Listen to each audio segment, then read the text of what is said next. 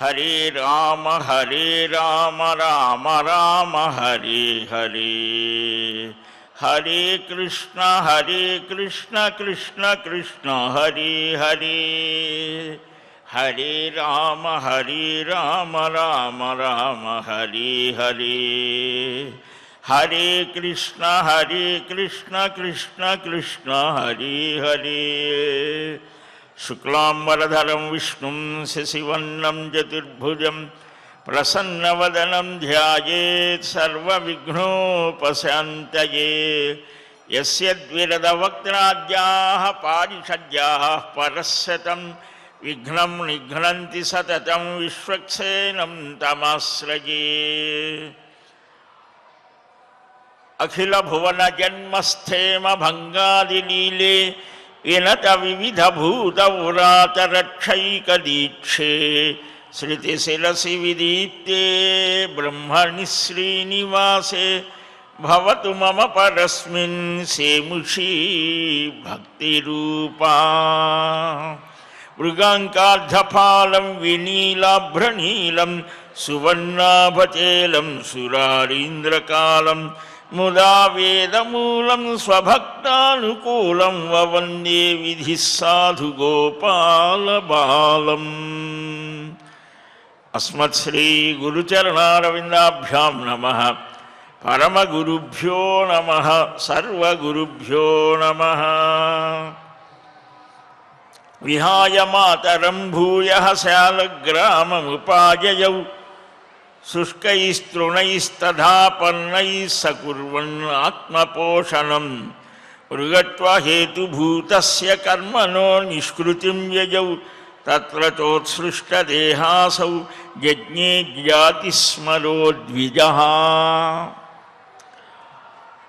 మానవ జీవితంలో విశిష్టమైనటువంటి వివేకవంతమైనటువంటి ఈ వికాసం కలగాలి అంటే విశేషంగా ఆ మహావిష్ణువు యొక్క అనుగ్రహం కావాలి.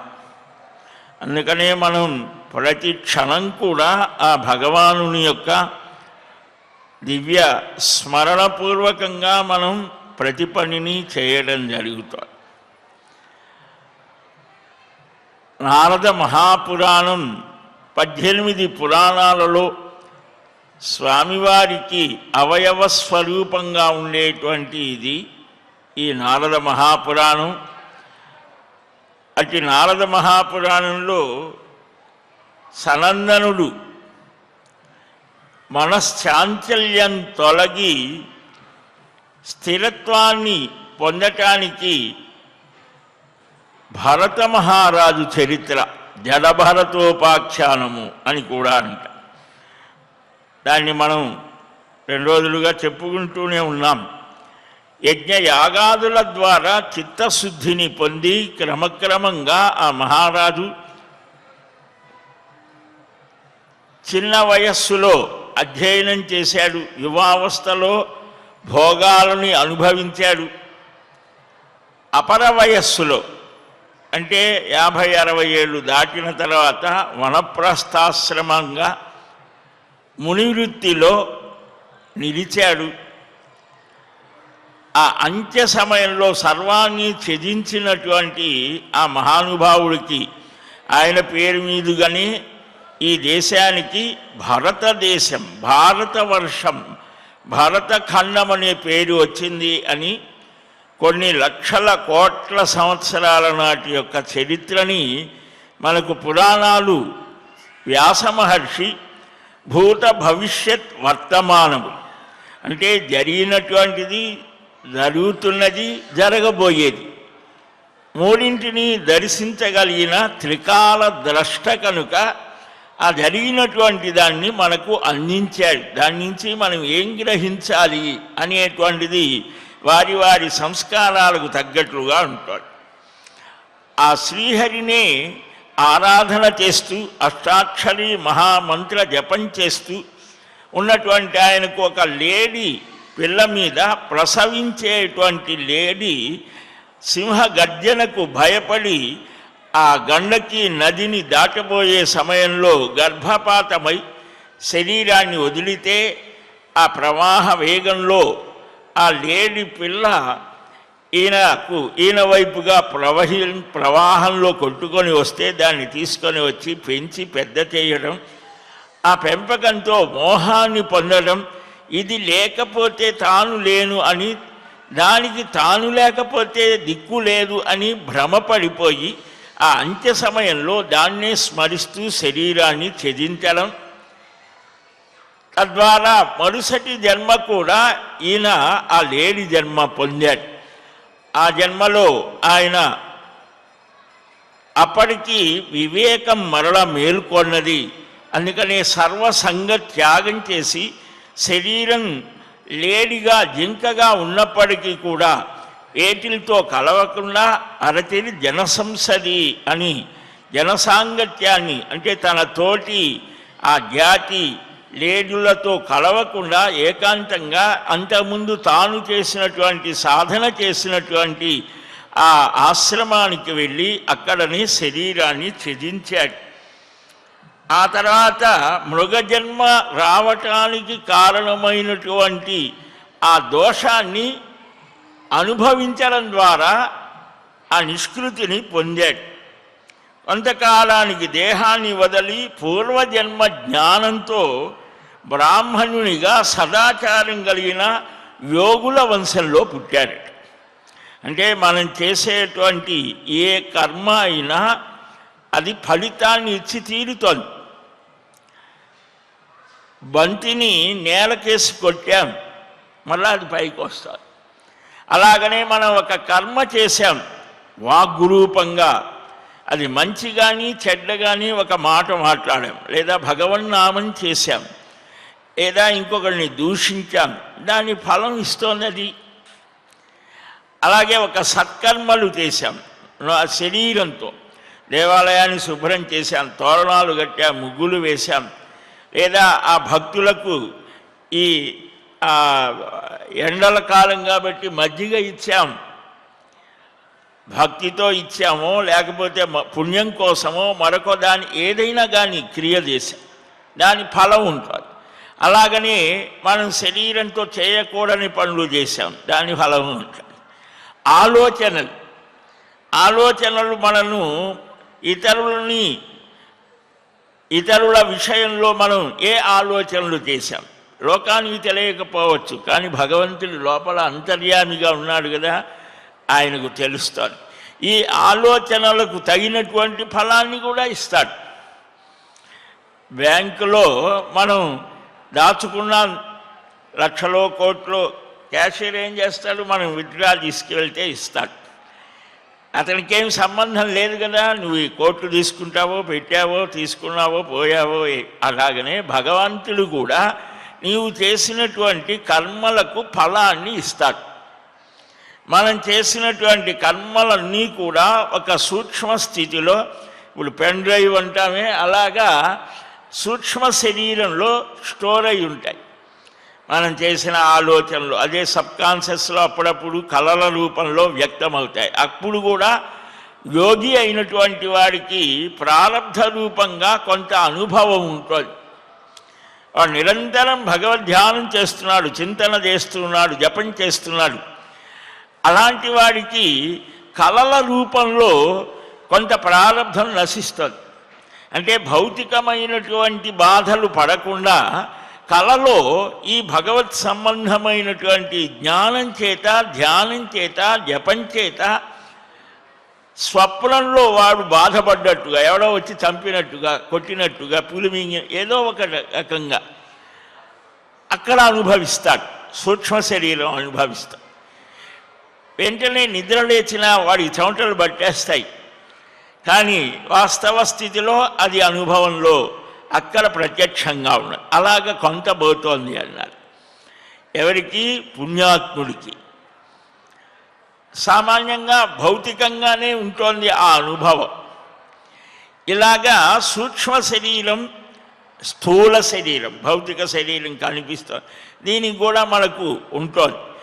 ఈ సంచితం అనేది ఎన్నో జన్మలలో ఇవన్నీ కూడా అక్కడ స్టాక్ అయి ఉన్నాయి. దాంట్లో కొంత భాగం తీసుకుంటే అది ఈ జన్మకు కారణమవుతోంది. అదే ప్రాక్ ఆరబ్ధ, మనం పుట్టడానికి ముందే ఆ కర్మ సిద్ధమై ఉన్నదిట. 1000 ఆవులలో దూడ తన తల్లిని వెతుక్కొని వచ్చినట్లుగా ఈ జీవుడికి కూడా ఆ కర్మ అలాగ వచ్చి పట్టుకుంటోంది. సంచితం అన్నారు. ఇప్పుడు మనం చేస్తాం, ఇప్పుడు మనం సంపాదించింది కష్టపడి ప్రతి నెల శాలరీను లేకపోతే మరొకటి ఏదో చేస్తాం కదా పని, ఆ డబ్బుల్ని దాచిపెట్టుకుంటామే, అది మళ్ళా కొద్ది కాలానికి దాని నుంచి వినియోగం చేస్తాం, ఆగామి అని. ఇప్పుడు ఇక మిగిలింది ఏమిటి? ప్రారబ్ధం. అది సంధించిన బాణం లాంటిది అని. బాణాన్ని ప్రయోగించాడు లేదా గన్ నుంచి ఏదో ప్రయోగించాడు, అది స్టార్ట్ అయిపోయి దాన్ని ఆపేది లేదు. అందుకనే యోగికి లేదా జ్ఞానికి ప్రారబ్ధానుభవం ఉన్నదా లేదా అనేది కూడా మన శాస్త్రకారులు చాలా విస్తృతంగా చర్చించాడు. మనం ఆ గ్రంథాల జోలికి ఎందుకు వచ్చిన గోళని. కానీ మన మానవ జన్మ వచ్చిందే వివేచన చేయడం కోసం, ఆలోచన చేయడం కోసం. రకరకాల గ్రంథాలు చదువుతాం, కష్టపడి 20 ఏళ్ళు 18 ఏళ్ళు శ్రమిస్తే కానీ ఏదో ఒక డిగ్రీ రాదు. దాన్ని పట్టుకుపోయి ఏదో శ్రమపడి ఎన్నెన్నో పాటలు పడితే ఒక ఉద్యోగం రాదు, జీవితానికి సెటిల్మెంట్ కాదు. ఇది అయితే తర్వాత నువ్వు ఎట్లయినా తెలియరా అని మనకు సలహాలు ఇస్తుంటారు. ఆ తర్వాత ఇంకేవేవో సలహాలు ఇస్తుంటారు. కానీ ఈ సలహా ఎవడు నీ జీవిత లక్ష్యం ఏమిటి అనేది తెలుసుకొని దానికి అనుగుణంగా నడవడాన్ని మాత్రం ఎవడు ఇవ్వడు. తల్లిదండ్రులు ఇవ్వరు, గురువులు ఇవ్వరు. గురువుల దగ్గరకు వెళ్ళి మనం అడగాలి. నా పృష్ట కస్యచిత్ బ్రూయాత్. మైకులు పెట్టుకొని చెప్పేవి కాదు, చెప్పకూడదు కూడా. ఎందుకని ఆ గురువుకి ఆ శిష్యుడికి మధ్య జరిగేటువంటి ఆ చర్చ సర్వ సందేహాలను పోగొట్టేదిగా ఉండాలి. అందుకని ఉపనిషత్తులు గురు శిష్య స్థితిలో వచ్చాయి, కానీ ప్రవచనాల్లో రాలేదు. ఈ ప్రవచనాల్లో ఏముండాలి? కర్మ ఉండాలి, భక్తి ఉండాలి అన్నారు. సత్కర్మాచరణ చేసేట్టుగా ఉండాలి, భగవద్భక్తి భావాన్ని చెప్పాలి. జ్ఞానం అనేది కేవలం ఒక సూచనగానే ఉంటుంది, అది అనుభవైక వేద్యమే. ఎందుకని అది ఎవడు ఏం చెప్పేది కాదు. ఒక గుర్రాన్ని నది దగ్గరకు తీసుకొని వెళ్ళటం వరకే చేస్తాడు, వెళ్ళిన తర్వాత అది తాగాలి. అట్లాగనే ఈ గ్రంథాలు కానీ గురువులు కానీ వీరంతా పరోక్షమైనటువంటి జ్ఞానాన్ని అందిస్తారు. దాన్ని మననం చేసి చింతనం చేసి శ్రవణం చేసిన దాన్ని మననం చేసి యుక్తుల చేత పోల్చుకొని భక్తుల యొక్క మహాయోగుల యొక్క మహాత్ముల యొక్క చరిత్రల ద్వారా వాళ్ళు ఏ స్థితిలో ఎలాగ వెళ్ళారు అని సరిచూసుకొని తన అనుభవాన్ని బేరీదు వేసుకొని మనం ఒక్కొక్క మెట్టు ఎక్కాలి. శనై.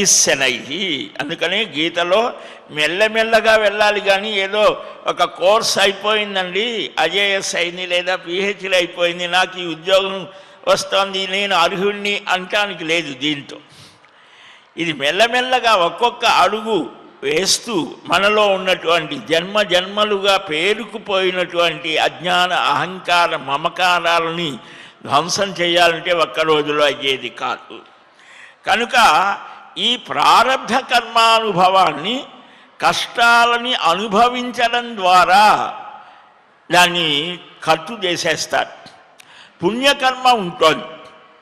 ఆ పుణ్యకర్మ అందుకని యోగులు మహానుభావులు వారు జీవ సమాధి అయినా లేకపోతే ఇంకొకటైనా అక్కడ చుట్టూతా తిరిగామండి, నాకు పిల్లలు లేకపోతే అక్కడ తిరిగితే పిల్లలు పుట్టారు, ఉద్యోగం వచ్చింది, ఇంకేదో వ్యాపారం పెరిగింది, అక్కడికి వెళ్ళాం, మన మంత్రాలయం రాఘవేంద్ర స్వామి దగ్గరికి వెళ్ళాం, ఇంకెక్కడికో వెళ్ళాం. అంటే ఏమిటి? వాడు చేసినటువంటి ఆ తపస్సు, ఆ పుణ్యం, ఆ సత్కర్మలు, యజ్ఞాలు యాగాలు, వారంతా మహానుభావులు వారి కోసం కాకుండా ఒక స్థితికి వెళ్ళిన తర్వాత లోకానికి క్షేమం కలగాలి అని కూడా చేస్తారు. అది కూడా ఆ దయ ఒక్క స్థాయికి వెళ్ళిన తర్వాత అది కూడా ఆటంకమే. ఈ భరతోపాఖ్యానం ద్వారా మనకు తెలుస్తుంది. దయ అనేటువంటిది చాలా గొప్పది అని చెప్తాం కదా. కానీ ఇక్కడ ఏమైంది, ఈ దయ అనేదే ఈ భరతుడికి ఆటంకమైంది. అయ్యో పాపం అనుకున్నాడు ఆ లేడి పిల్ల మీద. అంతవరకు దాన్ని ఎంతవరకు అంతవరకే, కానీ అదే సర్వస్వం అనుకున్నాడు. రాజ్యాన్ని, ఈ అఖండమైనటువంటి భూమండలాన్ని పరిపాలన చేసి విషయభోగాలు అనుభవించి భార్య కుమారులు అన్నిటినీ త్యజించిన వాడికి ఇది పట్టుకోండి. అది ప్రారంభం. అంటే దీని మీద చాలా విస్తృతమైన చర్చ ఉన్నది జడభరతోపాఖ్యానం మీద.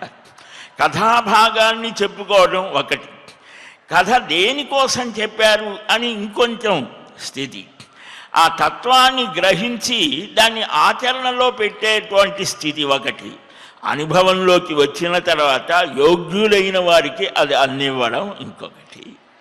కాబట్టి అధీతి, బోధ, ఆచరణ, ప్రచారణములు అని మనకు ప్రాచీన విద్యా విధానంలో దశలు చెప్పాడు. ఆచార్యాత్ పాదమాధత్తే పాదం శిష్యస్వమేధయా. ఊహాపోహలు ఉండాలి అన్నాడు. వాడికి లేకపోతే ఎట్లాగా వికసిస్తోంది బండగా. వాడికి ఇప్పుడు బ్లైండ్గా మన విద్యా వ్యవస్థలో స్లిప్ టెస్టులు, ఆ టెస్టులు, ఈ టెస్టులు, వాడికి ఇంకేం లేదు. అది బండగా చదవటం, అది సృజనాత్మకత కాదు. అందుకనే రవీంద్రనాథ్ ఠాగూర్ చెట్ల కింద ప్రాచీనమైన గురుకుల వ్యవస్థగా శాంతినికేతన్ తీర్చిదిద్దాలనుకున్నాడు. అది సరే, అది ఎలా ఉన్నది తెలుస్తోంది, సరే, అది వేరే విషయం. ఆ ప్రాచీన విద్యా విధానంలో ఏంటి, చర్చలు చేసేవాడు. వాడి ఊహను పెంచేటువంటి వాడే స్వయంగా కనుక్కోవాలి. కనుక ఈ అధీతి, బోధ, ఆచరణం ఆచార్యులు ఒక్క భాగమే చెప్తాడు. శిష్యస్వ మేధయా, స్వయంగా వాడు ఆలోచన చేయాలి. మేధస్సు అంటే మేధావి అని అంటే ఏదో డిబేట్లో వాడిని వీడిని అరవటం కాదు. ఒక మేధావి సతు మేధావినౌ దృష్ట్వా రామాయణంలో వస్తుంది. వేద మంత్ర భాగమంతా కూడా ఆ అర్థమంతా ధారణ చేసినటువంటి వాడు మేధావినౌ. ధర్మరాజును కూడా భారతంలో మేధావి అని అంటారు. మేధావులంటే వారు, అంటే సమస్తమైన వేద వాన్మయాన్ని అధ్యయనం చేసి ధారణ చేసి ఆ విషయాలు వివేచన చేసి ఆచరణలో పెట్టేవాడు. ఆచరణ లేకపోతే ఇదంతా గుండు సున్నా. కాల క్రమంలో వస్తోంది తర్వాతది అనేటువంటిది. సబ్రహ్మచారిభ్య కంబైన్ స్టడీ అన్నాడు. ఇద్దరు కలిసి చర్చించమన్నాడు. చింతన అనేవాడు. ఇప్పుడు కూడా సంస్కృత విశ్వవిద్యాలయాల్లో కానీ పాఠశాలల్లో కానీ చింతన ఒక సూత్రం ఉన్నది, వ్యాకరణం కానీ మరొకటి కానీ. దాన్ని ఇలాగ ఎందుకు కాకూడదు, తర్క సంగ్రహం, వీటి ద్వారా ఈ ఒక విషయాన్ని తీసుకొని ఇది అవునా కాదా, దానికి పూర్వపక్షం, ఫలాని వాడు చాలా మంచివాడు అని అన్నాను, ఎందుకు మంచివాడు అయ్యాడు, దానికి ఉపపత్తులేంటి, కాదు అంటానికి వీడు చెప్పాలి. అలాగ చేస్తే ఏమవుతుంది, ఆ మనస్సు వికసిస్తోంది అని. సరే, ఇక్కడ ఇన్ని పొందినటువంటి వాడు ఇక్కడ ఎందుకని ఫెయిల్యూర్ అయ్యాడు? ఈ మృగజన్మ ఎత్తిన పూర్వజన్మ జ్ఞానం ఉన్నది. దానివల్ల ఆ పాప ఫలాన్ని ఇలా చెప్పుకున్నామే, పాప ఫలాన్ని ఎట్లాగైతే అనుభవించాలో పుణ్యఫలం కూడా ఇది బంగారు సంఖ్యలు లాంటిది. అందుకని వాళ్ళు ఏం చేస్తారు, మహానుభావులు ఆ పుణ్యఫలాన్ని తమకు అనుయాయులుగా ఉన్నవారికి, ఇప్పుడు మనం ప్రదక్షిణలు చేసామన్నాం, సంతానం కలిగింది అన్నారు, అలాంటి వాళ్ళు ఖర్చు చేసేస్తారు. అప్పుడు ప్యూర్ అయిపోతుంది, పుణ్యం లేదు పాపం లేదు. ఈ పుణ్యపాపాలు రెండూ పోతేనే కానీ భగవద్ అనుభూతిని పొందటానికి వీడికి యోగ్యత కలగదు. అయితే మేము ఏమీ చేయమండి, కదలకుండా కూర్చుంటే ఏది అలా ఉండలేవు. కాబట్టి పుణ్యకర్మలు చెయ్యి. పాపకర్మలు కంటే పుణ్యకర్మలు ఉత్తమం కదా, 10 మందికి ఉపయోగపడేవి కదా, లోక కళ్యాణం కోసం కదా, అది చెయ్యి. అందుకని సన్యాసులు అగ్నిస్పర్శ చేయకూడదు. అంటే వారు అన్నం వండుకోవడం కానీ యజ్ఞాలు యాగాలు చేయకూడదు. అంటే వాళ్ళే చేయటం అన్నమాట. చేయిస్తారు శిష్యులో అనుయాయులో భక్తులు, వారి చేత కర్మాచరణ చేయిస్తారు. ఈ కర్మ యొక్క దాని గతి చాలా విచిత్రమైనది అని కూడా చెప్పడం బాగా మనకు భగవద్గీతలో దీని చర్చ వస్తుంది. సరే, ఆ తర్వాత ఏమైంది? పుణ్యపాప కర్మలు పోయాయి. శుచీనాం శ్రీమతాం గేహే యోగో భ్రష్టోభిజాయతే. గీత భగవద్గీతే మనకు అడుగడుగునా కూడా దాన్ని చక్కగా అవగాహన చేసుకుంటే, అంటే అది సూత్రప్రాయంగా ఉన్నటువంటి విషయాలని విస్తృతంగా చర్చించింది. ఒక స్థితప్రజ్ఞ లక్షణాలు చెప్పాడు సాంఖ్యయోగంలో 2వ దాంట్లో. ఆ స్థితప్రజ్ఞతని మనం రాముణ్ణి చూస్తే దాంట్లో ఆయనలో కనిపిస్తాయి. స్థితప్రజ్ఞ లక్షణాలు ఎలా ఉండాలి, స్థితప్రజ్ఞుడైన వాడు ఎలాగ తింటాడు, ఎలా గాలి పీలుస్తాడు, ఏ విధంగా ప్రవర్తిస్తాడు అర్జునుడు అడుగుతాడు. స్థితప్రజ్ఞస్య కా భాష అంటే, సరే కృష్ణుడు చెప్తాడు అనుకోండి, రామాయణాన్ని అన్వయించుకుంటే రాముడిలో ఆ లక్షణాలు కనిపిస్తాయి. ఇలాగ అన్వయ జ్ఞానం ఉంటే ఈ సమస్తమైనటువంటి వేద వాన్మయం అంతా కూడా మన జీవితానికి అడుగడుగునా ఉపయోగపడుతుంది. ఎవరికో అయిపోయి రిటైర్ అయ్యి ఇంట్లో కాలు చాపుకొని పడుకొని పుస్తకాలు చదువుకునేవాడికి కాదు, యుద్ధరంగంలో నిలిచినటువంటి ఏం చేయాలి, ఏది కర్తవ్యం అనుకునేవాడికి, ఆ అర్జునుడికే ధర్మ సమ్మూఢ స్థితిలో ఉన్నటువంటి వానికి ధర్మ ప్రబోధం చేశాడు. యుద్ధం చేసేవాడికి కావాలి కదా కర్తవ్యం, మనం ఏం చేయాలి, ఎలాగ నడవాలి అనేటువంటి దానికి మనకు ప్రతి నిత్యము ప్రతి క్షణం కూడా మన ప్రవర్తన మీద ప్రభావాన్ని చూపించేట్టుగా ఉండాలి ధర్మాచరణ. అది భగవద్గీతలో మనకు కనిపిస్తోంది. సరే, ఇక్కడ ఏం చేశాడు? ఈ మృగజన్మ పోయి శుచీనాం శ్రీమతాంగేహి ఉత్తములైనటువంటి మహానుభావుల యొక్క వంశంలో పుట్టాడు. మనకు హామీ ఇస్తున్నాడు శ్రీకృష్ణ స్వామి, నువ్వు ఏ స్వల్పమైనటువంటి పుణ్యకర్మ చేసినా వృధా కాదు. ఆ ఉత్తములైనటువంటి గృహంలో, అందుకనే మనం పుట్టడం కూడా ఆ పుట్టే ముందు తల్లిదండ్రులని ఫలాని వారి వంశంలో ఆ కుటుంబంలో అక్కడ పుట్టాలి అని ఇప్పుడు మనం బస్సుల్లోనూ వీటిల్లోనూ రిజర్వేషన్ చేసుకున్నట్లుగా ఖర్చు వేసినట్లుగా ఆ ఉత్తముల యొక్క కుటుంబాలలో పుట్టడానికి జీవులు ఘర్షణ పడతారట. నేను పుట్టాలా ఈ వంశంలో, ఎందుకని వాడికి అన్నీ చక్కగా అమర్చి ఉంటాయి, వాడి సాధన సాగుతుంది.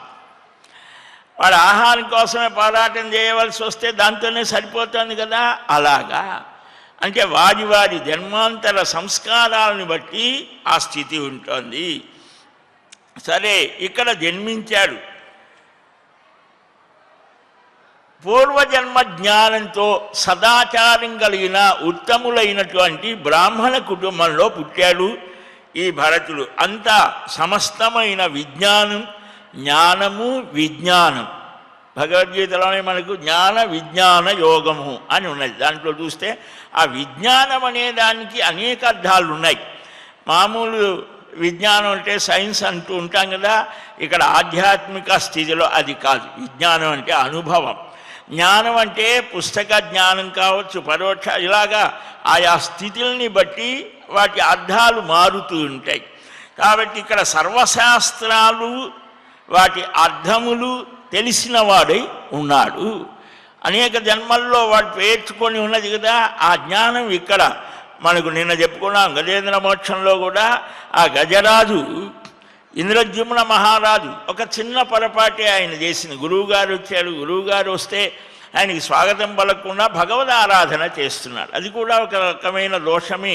సాక్షాత్తుగా పరమాత్మ స్వరూపమే గురువు అంటే ఆ గురువు వచ్చినప్పుడు అందరు గురువులు కాదు, గురువులు కూడా ఒక విద్య నేర్పినవాడు, మంత్రం చెప్పినవాడు, ఇలాగ చదువు చెప్పినవాళ్ళు, వీళ్ళంతా గురువులే. వీరందరిలో అత్యుత్తమమైన గురువు ఎవరు అంటే ఆత్మతత్వాన్ని చెప్పినవాడు, మంత్రోపదేశం చేసినవాడు, తత్వోపదేశం చేసినవాడు.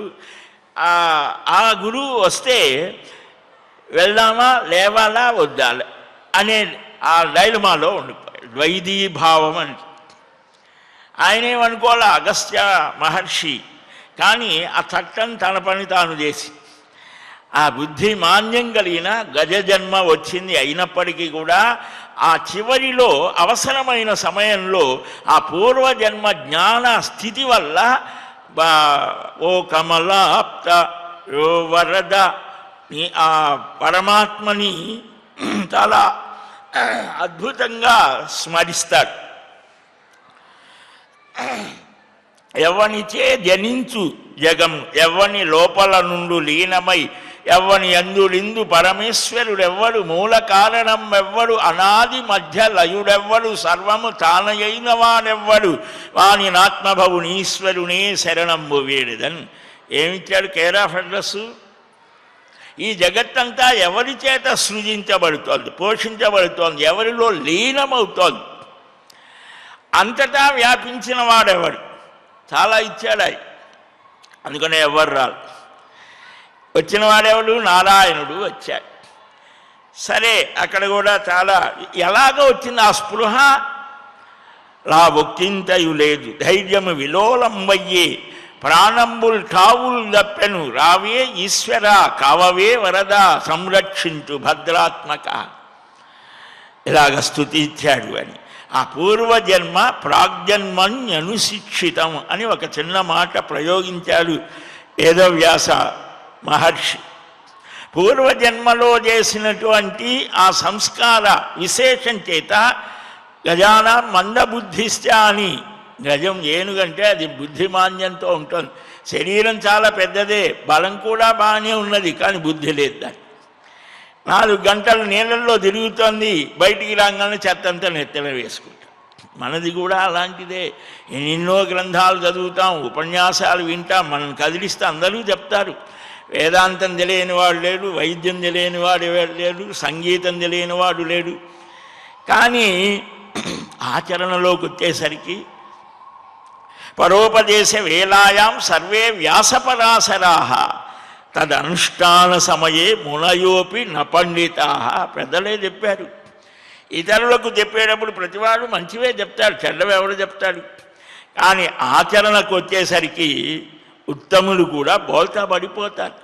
అది వారి జన్మాంతర సంస్కార విశేషం అక్కడ చాలా ప్రలోభ పెడుతుంది. అందుకని చాలా వయస్సు వచ్చిన తర్వాత గొప్ప ప్రఖ్యాతి పొందిన వాళ్ళు కూడా ఆ అంత్య సమయంలోకి వచ్చేసరికి వాడు విచిత్రమైన ప్రవర్తన వల్ల లోకంలో ఆ కీర్తంతా పోతుంది. చాలామంది చూడండి, ఆయన మహానాయకుల చరిత్రలు చూస్తే తెలుస్తుంది.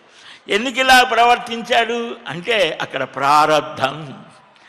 చాలా దుర్మార్గంగా నడిచాడు. అంత్యకాలంలో వాడు చాలా గొప్ప మహాత్ముడుగా కూడా అవచ్చు. అందువలనే అపిచేత్సు దురాచారో భజతే మామనన్య భాగ్. ఎంతటి వాడైనా పరమ భ్రష్ట స్థితిని పొందినవాడు కూడా పరమాత్మ హామీ ఇస్తున్నాడు, వాడు చక్కని యోగ్యమైన స్థితిని పొందుతాడు అని. ఇక్కడ ఆత్మ కంటే ఆత్మను ప్రకృతి కంటే వేరుగా దర్శించగలిగాయట. ఆత్మజ్ఞానం కలిగిన వాడు అవడం చేత దేవాది సమస్త జీవులను అభేద భావంతో దర్శించాడు. ఎన్నో ఎదుటివాడు పలికినా జడుడిలాగా ఉన్నాడట. అంటే జడుడు కాదు, జడుడిలాగా ఉన్నాడు. బాలోన్మట్ట పిశాచవత్. అవధూతలని మహాత్ములని వారిని మనం గుర్తించలేదు. ఎందుకని వారికి ఉన్న స్థితి ఏమిటో మనకు ఎలా తెలుస్తుంది? మనం మామూలుగా ఉన్నాం కనుక శరీరంతో మురికి పట్టిన వస్త్రాలు ధరించాడు. సంస్కార రహితంగా మాట కూడా గ్రామ్య భాషలో ఉంది. రామకృష్ణ పరమహంస ఆనాటి సమాజంలో ఉండేటువంటి వారు ఎలాగ మాట్లాడుతారో వారి యొక్క స్థితిలోనే సర్వోన్నతమైన జ్ఞానం చెప్పి, ఆయనకేం రాయటం చదవగలదు, చదవటం కూడా లేదు, అక్కర్లేదు. అనుభవం పొందిన తర్వాత ఇంకా అవన్నీ ఎందుకు? కానీ మనకు అవసరం. ఎందుకని మనకు అనుభవం లేదు కదా. అనుభవం వచ్చేంతవరకు చదవాల్సిందే. అది వరకు దండయాత్రలు చేసేవాడు 17 సార్లు 18 సార్లు కూడా 10th క్లాస్ పాస్ అయ్యావుట్రా, అది ఒక పెద్ద దీనిలాగా. అంటే ఏమిటి? వాడు అయ్యేదాకా వాడు ఆ పాటలు పడాల్సింది. అయింది, వీడు పాస్ అయ్యాడండి, వీడు ఇప్పుడు కూడా ఐఏఎస్ 3 సార్లు 10 సార్లు వాడు కొట్టేశాడండి, ఇంకేదో అంటాం కదా. అది అయిపోయిన తర్వాత వాడి ఇష్టం, వాడు ఎలా ఊరేగినా మనం ఏమి పట్టించుకోం. అవ్వలేదంటే వాడు ఇంతసార్లు చేశాడండి, ఫెయిల్యూర్. ఇది కూడా అంతే. నువ్వు ఎన్ని జన్మలు ఎత్తావో ఆ జన్మల్లో ఏ ఏ సంస్కారాలు పేర్చుకున్నావో అవన్నీ కూడా సకాలంలో సక్రమమైనటువంటి రీతిలో నీకు జ్ఞానాన్ని ఇవ్వాలి. అది ఇవ్వకపోతే ఇవంతా కూడా వ్యర్థమే. కానీ ఈయన ఆ ఆత్మ స్థితిని పొందాడు కాబట్టి శరీరం మురికిగా ఉన్నా, మాట సరిగ్గా లేకపోయినా, మన గ్రామరుగా మాట్లాడా లేదా గ్లామర్గా మాట్లాడా, ఇంకా అవేవి అక్కర్లేదు. ఆయన చెప్పిన చిన్న చిన్న మాటలు వివేకానందుడు దానికో పెద్ద ఇవి చేసి ఆ శిష్యులు చక్కగా దాన్ని వివరించి ఉపనిషత్తు వాళ్ళతో సమన్వయించి చెబితే ఓహో అని. కానీ అక్కడ వాడికి అది సరిపోయింది, చాలు. అట్లాగా ఉంటుంది మహానుభావుల యొక్క స్థితి. జడుడిలాగా భాగవతంలో శుకుడు ఎంబ్రవ్రజంట మనుపేతమపేత కృత్యం ద్వైపాయనో విరహకాతర ఆదుహావ పుత్రేతి తన్మజతయా తరవోభినేదు. తను ఆ సుఖయోగి వెళ్తూ ఉంటే గోచి కూడా లేదు, దిగంబరంగా వెళ్తున్నాడు. ఆయన చూస్తే ఎవరికే వికారం కలగలేదు. అప్సరస స్త్రీలు స్నానం చేస్తూ ఉంటారు, అలాగే వెళ్తున్నాడు. ఈ కొండను, రాయిని, చెట్టుని, చేమని చూసి ఎలాగో చూస్తే ఏ వికారం కలగదో వారిని చూసినా ఆయనకి ఏ వికారం కలగల వెళ్తూనే ఉన్నారు. ఆ వెనక వస్తున్నాడు తండ్రి, కుమారా పుత్రేతి తన్మయతయా తరవోభినేదు. కుమారా కుమారా అని ఆయన అరుస్తూ ఉంటే ఈ చెట్లు చేమలు అన్నీ కూడా ఓ అంటున్నాయి. ఈ అప్సరస స్త్రీలు ఈయన రాగానే ఈయన తాతగారి వయస్సు, పెద్ద వయస్సు వచ్చేసి వస్త్రాలు కట్టేసుకుంటున్నాడు. ఆయనకు ఆశ్చర్యం, ఉండబట్టలేకపోయాడు. వేద విభాగం చేశాడు, అష్టాదశ పురాణకర్త, నారాయణాంశ సంభూతుడు. అంటే దానికి కూడా చాలా విశేషాలు చెప్పారనుకోండి. వెళితే అక్కడ ఆయన అడుగుతాడు, ఏమమ్మా ఇదేమిటి మావాడు 16 ఏళ్ళ మంచి 16 వర్ష ప్రాయుడు దిగంబరంగా పోతూ ఉన్నాడు. ఆయన చూస్తే మీరు మామూలుగా ఉన్నారు, కానీ నన్ను చూస్తే మీరేమిటి ఇలా ఉన్నారంటే వాళ్ళ ముఖం మీద స్పష్టంగా చెప్పారు, మీ అబ్బాయి స్థితి వేరు, మీ స్థితి వేరు. మీకు ఇంకా పోలా స్త్రీ పురుషుడు, రాయి రప్ప ఈ భేదభావాలన్నీ మీలో ఉన్నాయి, ఆయనలో లేవు. పుత్రాదిచ్చేత్ పరాజయం. తనకంటే తన కుమారుడు ఉన్నత స్థితిలో ఉండాలి అని ఎవరైనా కోరుకోవాలి. ఆయన ఆ కుమారుడు కోసం పంచభూతాలతో సమన్వయించేటువంటి గొప్ప అద్భుతమైనటువంటి కుమారుడు కావాలి అని పరమశివుణ్ణి ప్రార్థించి, స్త్రీ సంబంధం లేకుండా ఆ అగ్ని నుంచి ఉద్భవించిన వాడు సుఖయోగి. ఆ జన్మ రహస్యం చాలా చిత్రమైనది మహాభారతంలో వస్తుంది. కాబట్టి ఈయన కూడా దుమ్ము కొట్టుకుపోయింది శరీరం, మురికి వస్త్రాలు, సరిగా ముఖం కూడా గడి. అవధూతల చరిత్రలు చూడండి, వారి నడవడిక చూడండి, లోక విరుద్ధంగా ఉంటారు. ఎందుకని లోకం దగ్గరకు చేరితే ఏమవుతుంది, మనం ఏం చేస్తాం, ఆయనకు ఒక షెడ్ వేస్తాం, ఆయనకు ఒక మహారాజుని విరుదిస్తాం, లేదా కొబ్బరికాయ కొడతాం, అక్కడ వ్యాపారం మొదలు. కాబట్టి వాళ్ళు లోక విరుద్ధంగా ఉంటారు. ఈ నాగరికులు అనేటువంటి వారు, పరాభవించేవారు, వారు గొప్పగా చూస్తే యోగ వృద్ధికి హాని కలుగుతోంది అని, సజ్జన ధర్మానికి భంగం కలగకుండా ప్రవర్తించాలి అని, ఈ అవమానం పొందితేనే యోగం సిద్ధిస్తోంది అని తెలిసినటువంటి వాడు. గౌరవం మనకు గొప్ప, వారికి రౌరవం లాంటిది. రౌరవం అంటే ఒక నరకం లాంటిది. కాబట్టి మహాత్ములు ఎప్పుడు కూడా గౌరవాన్ని కోరుకోరు, అవమానాన్ని కోరు, హాయిగా సంతోషంగా స్వీకరిస్తారు. కనుక ఈ జడుడిలాగా మాట్లాడేవాడు, సంస్కార రహితంగా సంభాషించేవాడు, దుమ్ము కొట్టుకుపోయిన శరీరంతో, మురికి వస్త్రాలు, దంతధావనం చేయకుండా ఉండేటువంటి భరతుడు యోగి అయినటువంటి వాడు ఇలాగా ప్రవర్తించాలి అన్నట్లుగా ఉండేటువంటి వాడు, అవమానించేట్లుగా మెలగాలి అని, వారితో సహవాసం చేయరాదు అని చెప్తాడు యోగా శాస్త్రవేత్తలు. కాబట్టి దాన్ని ఆలోచించి ఈ మహామతి అయిన భరతుడు జడుడిలాగా, ఉన్మత్తుడిలాగా జనులకు కనిపించడం మొదలుపెట్టాడు. శాకములు, వన్యములు, కణములు అంటే ఆకులు, కూరలు, అడవిలో దొరికేటువంటివి, ఇవి తింటూ ఆయా సమయాల్లో ఏది లభిస్తే అది ఎదృచ్ఛాలాభ సంతుష్టి, దొరికిన దానితోనే తృప్తి పడేవారు. మనకు అలా కాదు కదా, దొరికినది దొరకనిది అంతా కూడా మనం కావాలి అనుకుంటాం. కానీ ఇలాగ కాకుండా ఆయన ఉంటే సోదరులు అందరూ కూడా బాగా పాచిపోయినటువంటి ఆ ఆహార పదార్థాలు అవి పెట్టేవారు, అవే అమృతంగా తినేవారు. ఇలాగా ఉంటే ఆయన జీవితంలో చాలా విచిత్రమైన సన్నివేశం జరుగుతోంది. ఆ విశేషాలని మనం క్రమంగా గ్రహిద్దాం. శ్రీకృష్ణ గోవింద హరే మురారే, హే నాథ నారాయణ వాసుదేవా, గోవింద జయ జయ గోపాల జయ జయ, రాధారమణ హరి గోవింద జయ జయ, హరి రామ రామ రామ హరి హరి, హరే కృష్ణ కృష్ణ కృష్ణ హరే హరే. స్వస్తి ప్రజాభ్యః పరిపాలయంతాం న్యాయేన మార్గేణ మహీం మహీశాః. గోబ్రాహ్మణేభ్యः శుభమస్తు నిత్యం. లోకాः సమస్తాः సుఖినో భవంతు. కాలే వర్షతు పర్జన్యః పృథివీ సస్యశాలినీ. దేశోऽयं క్షోభరహితో బ్రాహ్మణాः సంతు నిర్భయాः. శ్రియకాంతాయ కళ్యాణ నిధయే నిధయేర్ధినాం. శ్రీవేంకట నివాసాయ శ్రీనివాసాయ మంగళం. బలం విష్ణు ప్రవర్ధతాం. ఏడుకొండలవాడ వెంకటరమణ గోవింద గోవింద గోవింద గోవింద.